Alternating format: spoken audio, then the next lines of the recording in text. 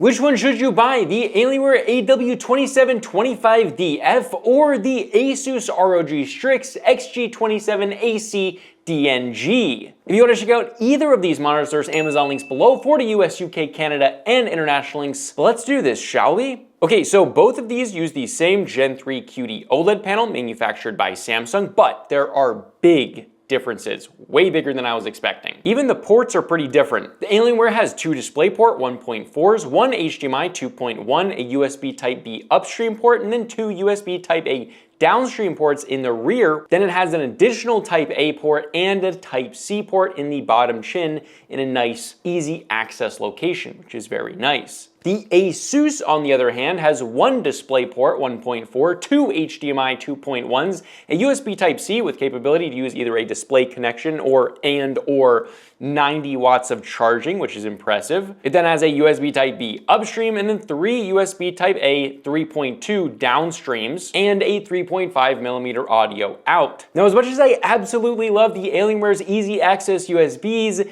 the Asus wins no question because the fact that it has a 3.5mm connection as well as a display USB Type-C and 90 watts of charging, definitely, no question. Now, these obviously both hit 360 Hz with FreeSync Premium Pro, as well as working very well with G-Sync flawlessly, both in SDR and HDR. Obviously, they're the same panel. But let's talk brightness, because that's where things get very different. I tested the Alienware's SDR full screen brightness at about 280 nits. Now, it will obviously fluctuate because of, well, that's just how OLEDs are. They constantly fluctuate brightness. And that is with the highlights in SDR going up to about 500 nits, which is very good. But the Asus came in at a whopping 340 nits. Now, again, that's gonna change and stuff, so it's not like exactly apples to apples, but the Asus is significantly brighter. I mean, that's 60 nits brighter. But not just that, if you turn off a setting in the OLED care panel called Auto Logo Brightness, this brings it up to a whopping 405 nits of brightness on the Asus.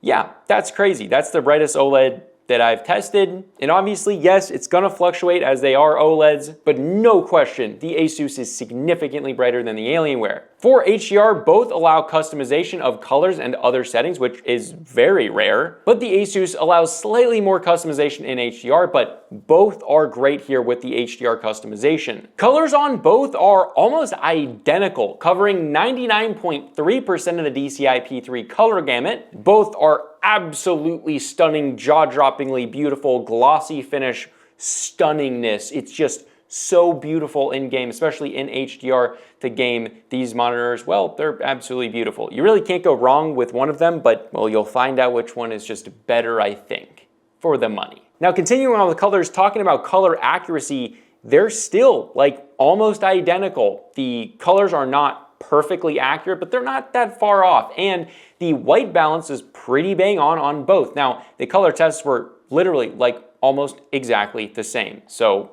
there it is. Now, for compatibility with consoles, there is one that is better. The Alienware is compatible with PS5 and Xbox Series X, capable of downscaling a 4K 60 Hz signal with HDR and variable refresh rate on at the same time. Or you can do a 1440p 120 Hz with variable refresh rate. No HDR on Xbox, obviously, but HDR on with the PS5. However, the Asus is compatible with the Xbox Series X and S and the PS5 at a 4K 120 Hz HDR variable refresh rate on both, so it's downscaling that. That is really cool. And then obviously it's capable of a 1440p 120 variable refresh rate HDR with the PS5, and the same thing, but no HDR for the Xboxes, because Xboxes don't do HDR at anything other than 4K. Now the reason that is on the Alienware is that the bandwidth on the HDMI 2.1 port is limited, whereas the 2.1s on the Asus are not. So if you're using this for a console, well, it's no question that the Asus is the better option. Now, gameplay experience and overall beauty. Well, both are phenomenal, and they're phenomenally beautiful. I will say that. Now, the brightness figures do make it seem like the Asus is way, way brighter, and it is, well, it is pretty substantially brighter overall, but the highlights in the Alienware definitely tell a different story. If you would say 280 nits versus 405 nits on something like an IPS panel, the difference is gonna be unbelievable. On this, it's not quite as great as those numbers say, but when also comparing all other OLEDs, well, that is a substantial difference. But 280 seems like it's dim. It's not on this panel because of how bright the highlights are in SDR, but still, the Asus is significantly brighter. That adds to vibrancy. Now, the Alienware is extremely vibrant, beautiful. The colors come out rich. The clarity of the panel is amazing because it's glossy, and beautiful games, well, they just look even more beautiful. But on the Asus, that brightness does make those colors pop even more, and it's honestly quite impressive. The other thing that I really like about the Asus is the extra little bit of customization you get in HDR to really fine-tune HDR settings exactly how you want in game.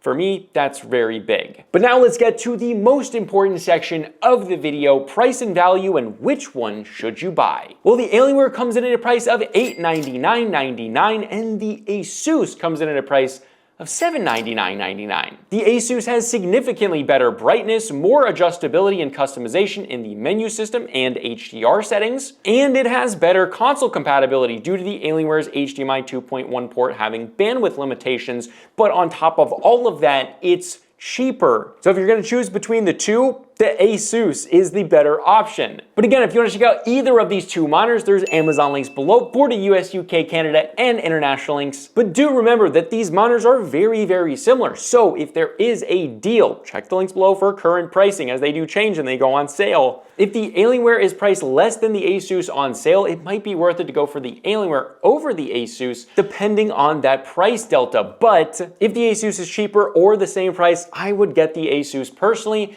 But this was Type-C Tech Reviews, and I'll see you guys in the next video.